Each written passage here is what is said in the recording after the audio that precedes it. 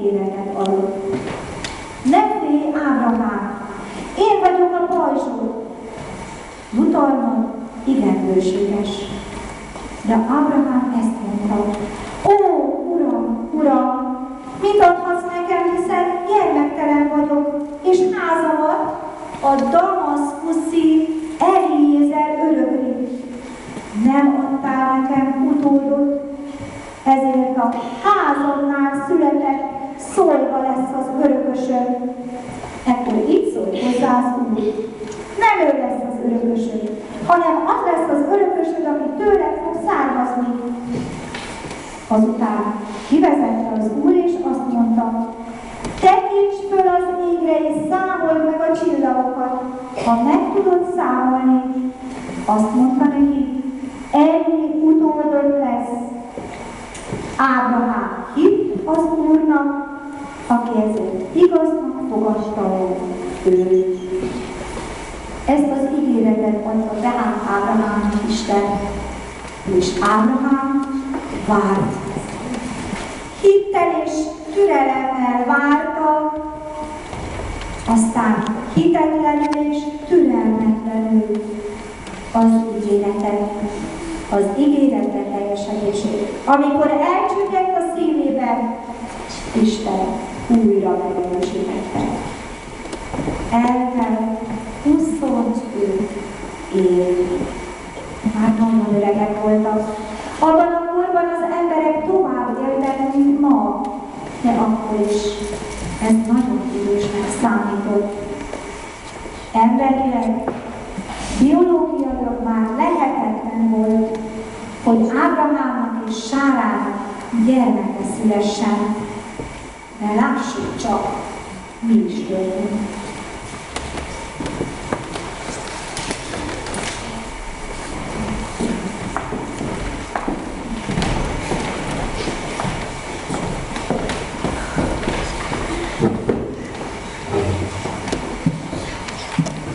Dél volt, a nap legforróbb órája. Ábrahám a sátra árnyékában üldögélt, amikor látta, hogy egy idegen közeli két kísérőjével eléjük futott, és illedelmesen meghajolt a hátunk előtt. Isten hozott titeket. Kérlek, legyetek a vendégeim, üljetek le itt a zárnyékban, és pihenjétek ki magatokat, mielőtt tovább mentek. Már is hozzatok vizet, megmossátok a lábaitokat, biztos jól fog esni a hosszú út után. Jó lesz. Tedd, ahogy jónak látod. Ábrahám odafutott Sárához a sátorhoz, és így szólt: Sára, vendégeink vannak. Siess, vegyél a legjobb vízből 3 tálat, süss gyorsan kenyérlángosokat, hagyd rakjanak jól. Azután kifutott a marhákhoz, kiválasztott egy szép, egészséges borjút, és szólt az egyik szolgájának: Gyere, gyorsan, vágd ezt a borjút, és készítsd el, mert vendégeink jöttek. Mikor elkészült a kenyérlámpos és a borjúsült, Ábrahám hozott még tejet és tejfölt, és kivitte az ennivalót a fa alá, ahol az idegenek letelepedtek. Kiszolgálta a vendégeit, akiknek ízlett is a finom étel. Ekkor az egyik idegen így szólt: Hol van Sára, a felesége? Ábrahám nagyon meglepődött. Vajon honnan tudja Sára nevét az idegen? Ábrahám még jobban szemügyre vette az idegeneket. Egy év múlva ilyenkor ismét eljövök, és akkor már fia lesz Sárának. Ábrahám összeveszett. Ki lehet ez az idegen? Honnan tudta, hogy ebben a pillanatban rádöbbent Ábrahám, hogy ki is van előtte? A kísérővel jött idegen személyében, maga Isten jött hozzá. Jöjj hozzá. Ábrahámot ez mély hódolattal töltött el. Sára kíváncsian áldogált a sátorban, igyekezett minden szóra odafigyelni, ami a sátoron kívül elhangzott. Amint hallotta, hogy fia fog születni egy éven belül, halkan nevetett magába.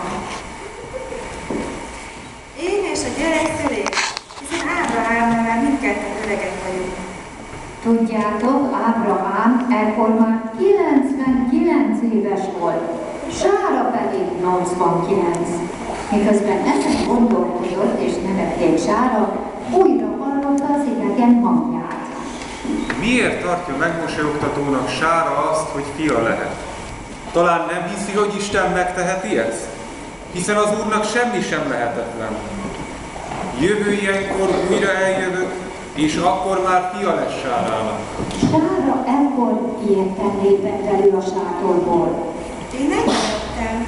Letagadta a tettét, mert attól félt, hogy meg fog bűnhődni hitetlenségért.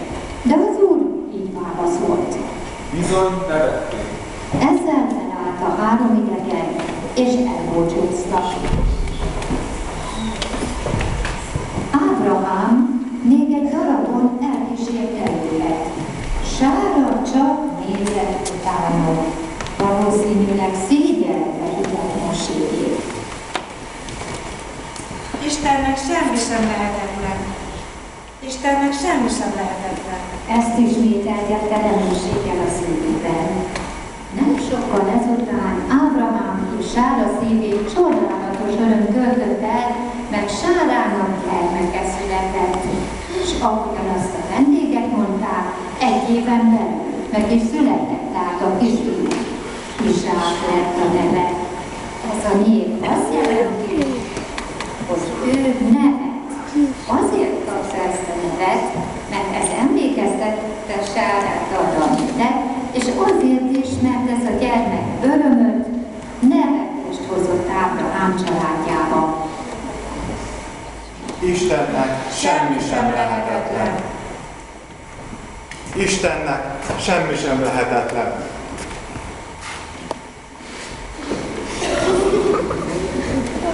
Egy igazi hős. Ez a táborunk címe. Miben mutatkozott meg Ábrahám hősiessége?